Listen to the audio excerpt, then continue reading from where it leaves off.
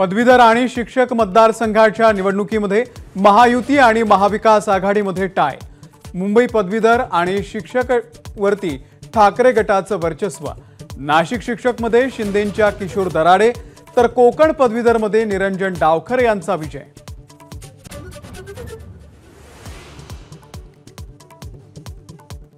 विधान परिषद निवडणूक बिनविरोध होणार की निवडणूक पार पडणार हे आज होणार स्पष्ट।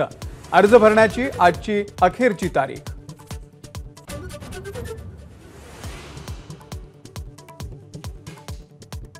विधान परिषदेसाठी मतांचा कोटा बघता महाविकास आघाडी तिसरा उमेदवार देण्याची शक्यता।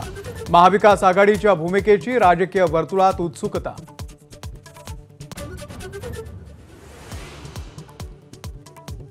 मुख्यमंत्री लाडकी बहीण योजनेसाठी आजपासून ऑफलाईन अर्ज स्वीकारण्यास सुरुवात। आवश्यक कागदपत्रांसाठी बहिणींची धावाधाव।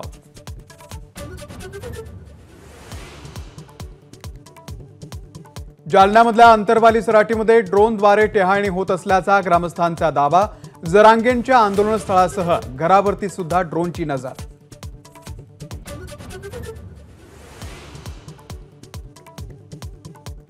राज्यातल्या 13 साखर कारखान्यांना केंद्र सरकारकडून 1898 कोटी रुपयांचं मार्जिन लोन मंजूर। अमित शहांचा हिरवा कंदील।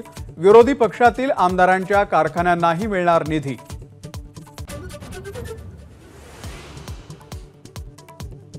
मराठा आरक्षणाची सुनावणी पुन्हा रखडण्याची शक्यता। राज्य मागासवर्ग आयोगालाही प्रतिवादी बनवण्यासाठी हायकोर्टात अर्ज। अर्जावरती आज सुनावणी।